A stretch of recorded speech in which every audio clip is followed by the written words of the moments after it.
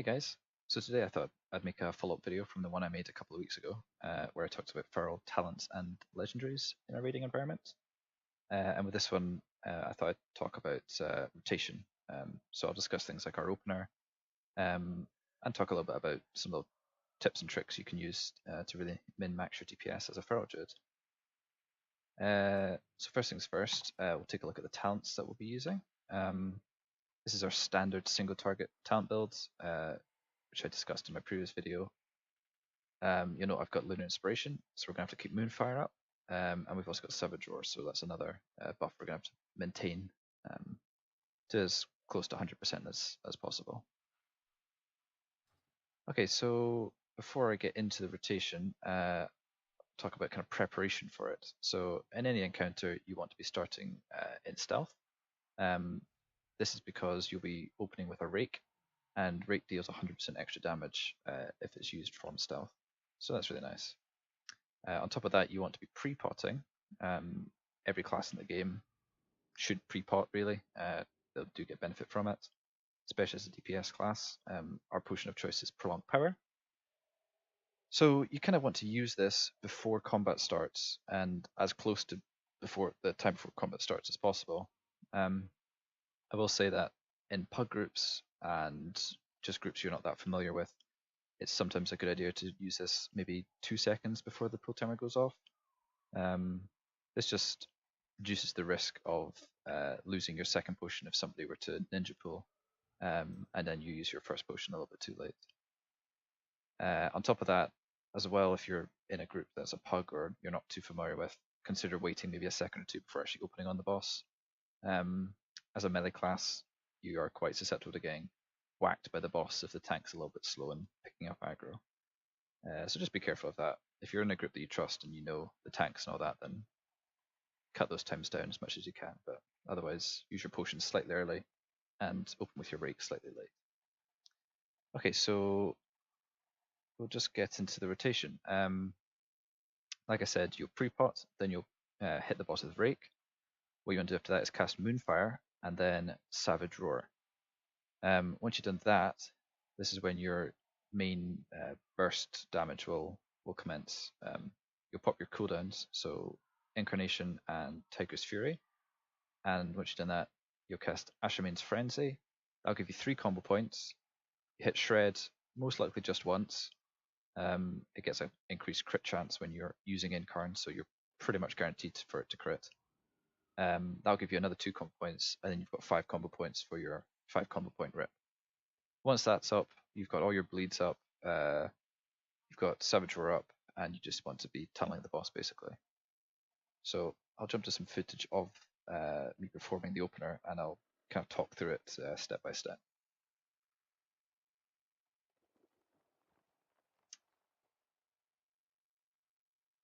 Okay, so as you see here, I'm getting ready on the target dummy. I stealth. I hit my pre-pot, open with Rake, hit Moonfire, Savage Roar, use my cooldowns, get 5 combo points, and get a rip up on the target. Now there's quite a lot going on here, so I'll just break it down. So there's the Rake and the Moonfire, there's Savage Roar up.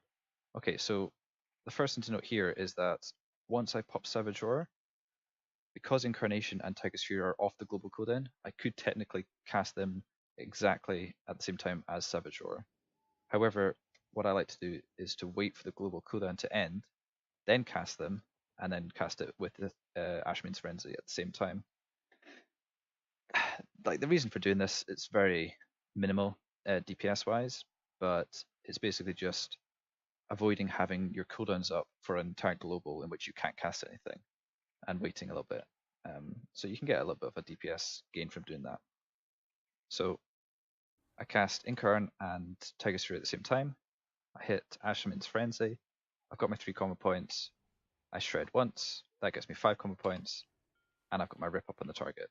And from here, you want to start bursting the boss.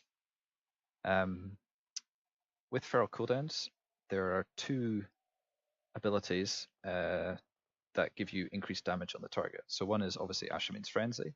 When this is on a target, you deal more damage to that. So you can see I've got 7 seconds of that. So it'll be about 6 seconds really. The other one is Feral Instinct, which is this one here. This is one of your artifact traits. It basically gives you, I think the standard is 20% extra damage for the first 15 seconds of your incarnation. You can get traits that increase this, I think 5% per trait, so you could potentially have more.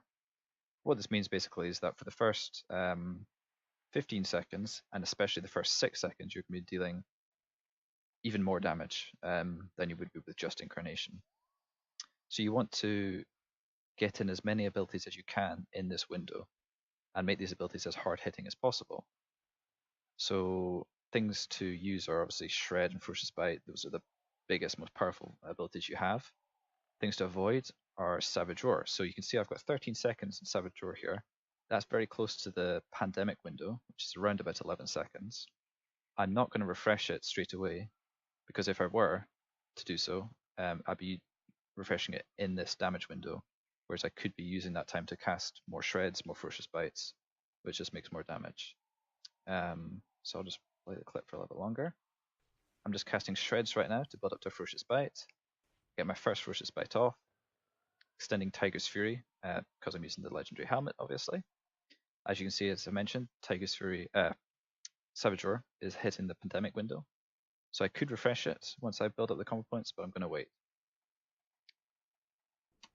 So I cast another Shred. Now, thing to notice here is that Rake and Moonfire are both ready to be refreshed. They've hit the Pandemic windows. What I do, though, is I'm not going to refresh both of them within the same 5 combo point window. The reason behind this is that during Incarn, Shred is almost guaranteed to crit, so it's generally always going to give you 2 combo points.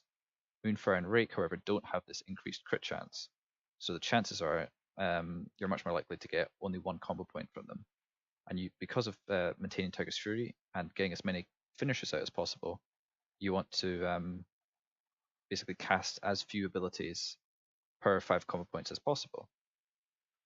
So to break that down, you typically want to do 2 Shreds and then 1 other ability. The Shreds are likely to crit, and then the other ability, even if it doesn't crit, you only need 1 combo point to get to 5. So I've cast 1 Shred, I cast another Shred, and now I only need 1 combo point, so I could pick either one of these. I go for Rake. Rake's more damage typically, so especially with Incarn up, because it still counts as it has the like stealth 100% damage. And then instead of casting Savage Roar, I'm going to do another Ferocious Bite, because I'm still in this damage window of Feral Instinct. You can see up here. My next ability will be Moonfire, just to stop that dropping off. You see there, it actually crit, so I got 2 components. That's quite lucky. But because my other bleeds are still fairly high uptime right now, I just need to cast 2 Shreds. That one there didn't actually crit, so it's quite lucky that my other one did. Then I cast another Shred, and what you see here is I got my Forceps proc. The thing to note about your Forceps proc is that if you get even just 1 proc of that during your cooldowns, or during your opener, it can really help to increase your rip damage. So I'm going to use it now to cast Ferocious Bite. That refreshes Tiger's Fury, and because I've still got 5 combo points, I'm able to apply the rip while Tiger's Fury is still active and continue with the buff damage. I do let Savage Roar drop a little bit here, but that's alright, I get it back up in less than a second. And now that my Feral Instinct buff has disappeared, I've just got the Incarn cooldown now, I can just continue with my rotation as normal. So I cast those Shreds, lost my Tiger's Fury buff, but that's okay. I refresh Rake, and then I do 2 Shreds, just to make sure I get to 5 combo points. I do a Ferocious Bite, put Moonfire up, and just continue with the rotation like normal. So let me just take it back a little bit. I was quite lucky with this opener because I got this Forceps proc. If I didn't get the Forceps proc at this point, I would, right here, I would cast another Shred, which I think I do, yeah. And then I would do a Ferocious Bite. The reason behind that, instead of Savage Roar, like I said before, is because I still have the damage bonus from Feral Instinct here. So I can get 1 more Ferocious Bite in, which is powerful. Now, if I didn't have the proc, I would have lost these combo points, so I wouldn't be able to refresh Rip with the Tiger's Fury buff. So I'd have to cast maybe one Shred, and then I'd refresh Savage Roar. So that's the downside of this opener, is you do end up having to refresh your first Rip without Tiger's Fury. But if you get the Force Out proc, then you're able to. What you can do is refresh Rip earlier, so it does have a Tiger's Fury buff applied to it. However, I don't like doing this because with all the cooldown damage that you have during that window, getting a big Ferocious Bite off is much more important than simply keeping a 15% buff up on Rip, which you can then reapply later on. So yeah, that's pretty much the opener. Once you're done with that, then you simply just want to maintain your 3 dots and keep Savage Roar up the whole time. Of course, you want to keep your 3 dots applied with Tiger's Fury whenever you can. It's not always going to be possible to do this. A way around this is to do what's called clipping, and this basically means refreshing your bleeds before they hit the pandemic window. This is particularly used for Rip. I'm not sure if there's a good example of this here, but for example, say you've got a small window of Tiger's Fury left, and Rip is still maybe like 16, 18, 17 seconds remaining. You can just refresh it with that Tiger's Fury, just so you keep the high damage up on Rip.